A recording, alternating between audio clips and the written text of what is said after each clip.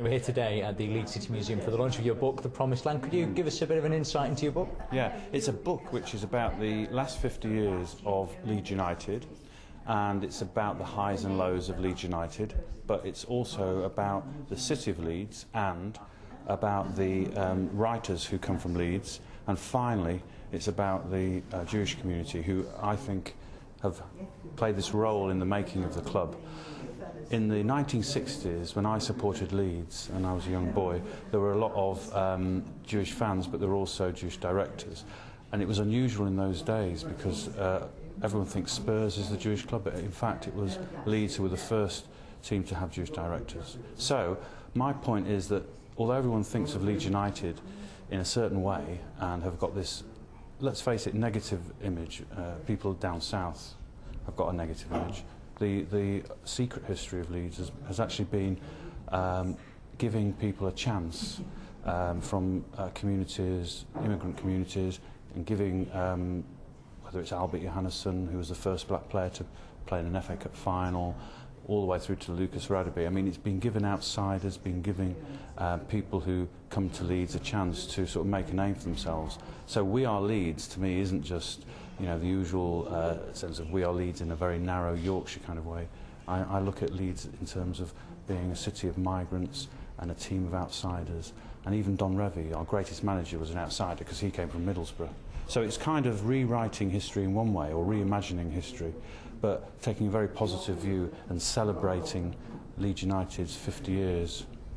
And what do you make of Leeds' big return back up to the Championship? Because the book goes right up to the promotion in this May, doesn't it? Well, I was waiting right until the last day of the season before I finished the book. The publishers weren't happy because they were, you know, a bit tight. A bit tight it was. And I said, look, you can't. It's a bit like writing The Mousetrap and finishing before the end. Everyone wants to know what happens at the end. But when I wrote the book, I actually didn't know what happened at the end. I thought, to be honest, I thought it was going to be a sort of sad ending, you know, an ending where it was like an obituary to a golden age when Leeds, the city, and Leeds United, the football club, you know, were very strong. But I haven't written an obituary because what's happened has been that Simon Grayson has come in, and he, to me, is the best young manager in the country. We've also had Ken Bates has managed to, I think, clear away the debts and has got Leeds back, you know, as a good going concern without debts. But it's also a good crop of young players who are locally produced, and I think Leeds are now showing once again what Leeds have always shown, is that there's a lot of, you know, the raw material of Leeds is that they've got a lot of young footballers with talent.